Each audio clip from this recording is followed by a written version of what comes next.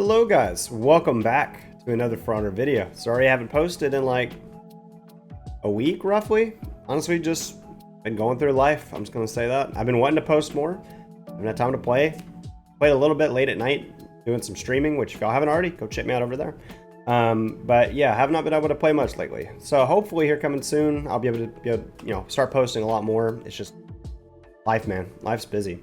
But today, I thought we would do a tier list of the For Honor hero skins because we now have a good amount of them. I think there's like 12 to 14, somewhere around that. I haven't counted specifically. I did find this pre-made tier list already on the internet. I couldn't really find like whose it is, so whoever made this, thank you. I was gonna make it myself, but you've definitely sped up the process, so thank you so much.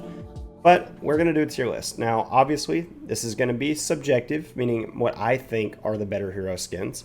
And there's actually one missing here, and I'll go over that here in a bit. But yeah, it's subjective. I'm going to go based off, one, their customization, if, the colors and materials change them quite a bit. Two, they just overall just look good. They look like they're well designed, look like a lot of effort was put into them. And it's honestly about it. I mean, I'm obviously going to have preferences based on some of these, if they have good nostalgia purposes or, whatever. But we're going to go ahead and get into this. So first off, we're going to go with the D tier. We're going to work upwards instead of downward. So the worst skin, in my opinion, won't be this Raider one. It's in D. This quite possibly may be the only D tier skin on this because it just sucks. Like, the default is not bad. Don't get me wrong, but the customization is terrible. Materials, as well as colors, just don't look that great. They don't change a whole lot. They made him dark, and they gave him little tattoos and stuff that can change colors, but so minimal, and they all just look the same. So, Raider, solid D tier, not even close. Before we continue, guys, partner up with GamerSupps. Been with them forever. If y'all haven't already, go check them out. Link in the description. They make good stuff. This one is awesome. Yeah, go check them out. You get a discount using my link, so go do it. Helps out the family, helps you out. Without further ado, let's get into C tier, because I don't think Raider deserves to be shared with anybody else.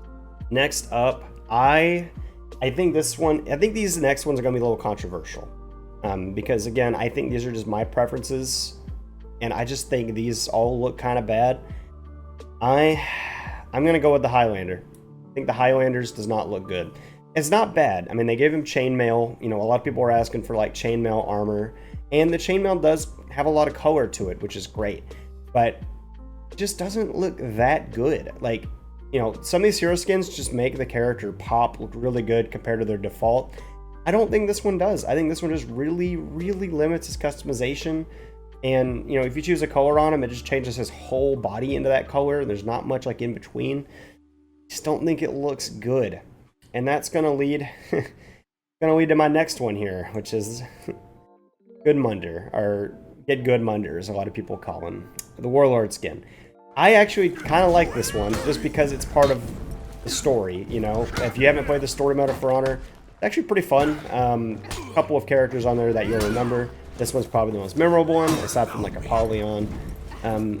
But his sword and shield, they don't really change much. And the colors are really weird. They just, the pelt changes a little bit, and the material changes just a little bit. It's just, I don't know. I just don't think it looks great. I like it from I guess a nostalgia purpose based on the campaign. That's about it. I really don't think it looks that good. Next up, I'm going to put Master Katashi here.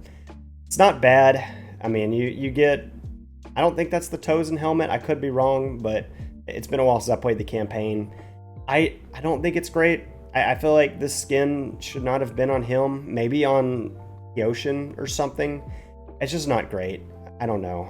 Again, it's preferential, so y'all may love it. You Orochi mains may think man, it's the best skin ever.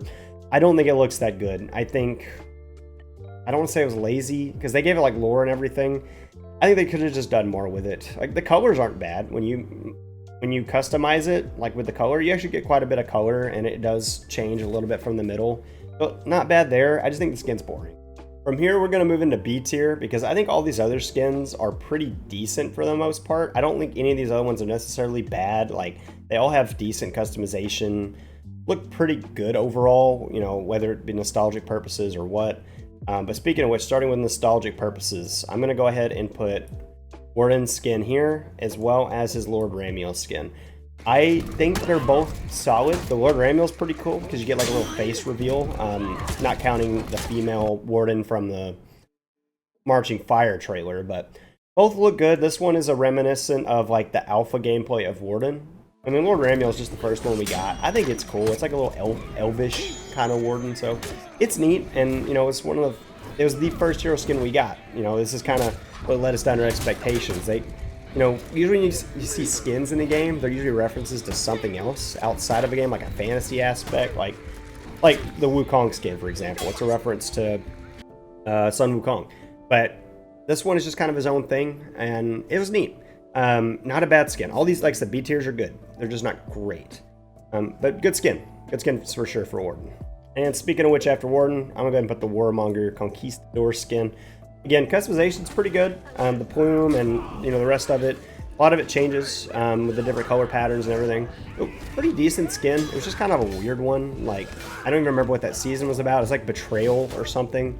And it was just weird that it was like a Conquistador Warmonger when just, I don't know. The skin looks all elegant and stuff while the character's not.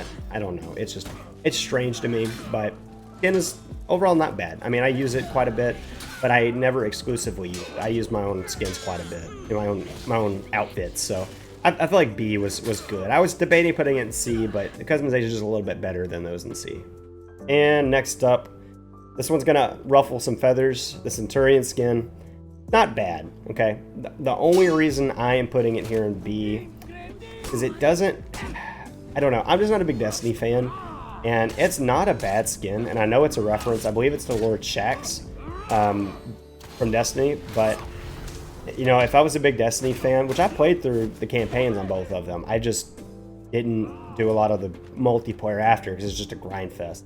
It's not bad by any means. I just wish they would have done more with, like, voice lines with these Destiny skins, because I overall just don't think they're that good. They're not bad, but they're not that good. Speaking of which, the Lawbringer one, I'm going to put him in A. And I know it's going to be biased. I'm not putting him in S, but I'm going to put him in A. Only reason being is it actually changes his body style as well. He is a lot slimmer. So you're not just getting what looks like an armor set. You're getting like an actual body change. And it's very noticeable when playing this Lawbringer. So if you want to like look slimmer, you just have this Destiny skin. And it's... I don't know. I like it. I think it looks better in the Scent one. The Scent one obviously has the kind of little hybrid colors to it. So customization-wise, color-wise, they're both good. Just the body change led me to put it in A tier. I think it's enough of a difference to where, like, if I want to just feel like a slimmer LB, pull out this one, and, you know, the armor's still good, in my opinion. It's still pretty good. So he's going to go in A tier. Along with that, we're going to go ahead and put the new, I forgot what his name is, General something skin. It's new, and I haven't played it a bunch. But Zanhu, I think his looks pretty good. The colors are good. The little flying, like, ribbons behind him looks pretty good. Not S tier, but maybe if I played Zanhu exclusively, he would go there. But yeah, pretty cool. He's going to definitely belongs in A tier. Also with A tier, going to put BP here. The little color singes that he has all throughout, kind of fiery or whatever, they look good. They accent it really well. You can make some really cool looking BPs. The problem with BP is his default loadouts are also really good. He has a lot of customization, but I think using the hero skin is pretty cool because one, you get like a smaller version of BP. It's a female, so they did make her smaller, and it looks good. I think it personally looks really good. The accents are good. The weapons look good. It's just overall just a good skin. After that, I'm gonna go with the pirate skin. A pirate skin is cool because, one, you kind of get the Bloodborne look, okay? It just looks sick. You get a giant hat. It actually covers everything. It's very noticeable. Like, pirate looks significantly bigger because of the giant hat. This one, it could go in B tier, honestly, depending on who you are, because a lot of people hate pirate anyways, so, like, let me probably put her down in D tier. I'll put it down there, but I think she looks good. The colors pop out quite a bit when you play her. I just think it's a really cool skin. It goes good with the kind of Bloodborne feeling vibe. it's pretty sick. My last A tier one is going to be PK or Ezio, because they put a lot of work into this one. They put a lot. In fact, I'm gonna put it up to S, just because of the amount of work they put into it. Now, y'all can say reused asset or whatever, because it is Ezio. You got, you know, they've used him for events and all that stuff before, but they did a lot more than that. So if you guys don't know, when you play PK and you pull out the Ezio skin, they've changed a lot of things. They changed the voice lines to go with it. They gave her a unique drop-down attack animation that has like the Assassin's Creed thing, if I'm not mistaken. You know, that or like a gun. I can't remember. I think it's just the Assassin's Creed one. They changed the running animation. They changed so many things just for this skin, and I think this would be a good staple going forward in all the skins, to change like voice lines and other animations depending on, you know, what it's changed to, because that is what people are going to pay for. I think it is a great thing to do. I think this is a good benchmark. Now, I'm not saying they need to use all their own assets, like using like Prince of Persia Tiandi, for example, because we had that event in the back in the day. But I think just putting in more effort for these skins so that people will buy them and it's more worth it. I think this is how it should be going forward. Next up, we got the Kensei skin. It just looks sick. Makes them a lot slimmer. The skin moves everywhere. The colors are great. Honestly, this is just like the perfect hero skin. I just think it is fantastic. You get a little bit of fantasy aspect, but you still get, you don't feel like you're some kind of demon running around with a sword. You still feel like a swordsman, but like you just look cool. You just look really freaking cool. And they did it with a badass event, with the Halloween event. So really cool lore behind it. Cool skin overall. I don't think anybody's gonna disagree that this skin's bad. I think this is one of the best skins in the game. Then we have the Wukong skin, or Shaolin skin, sorry. The Sun Wukong Shaolin skin.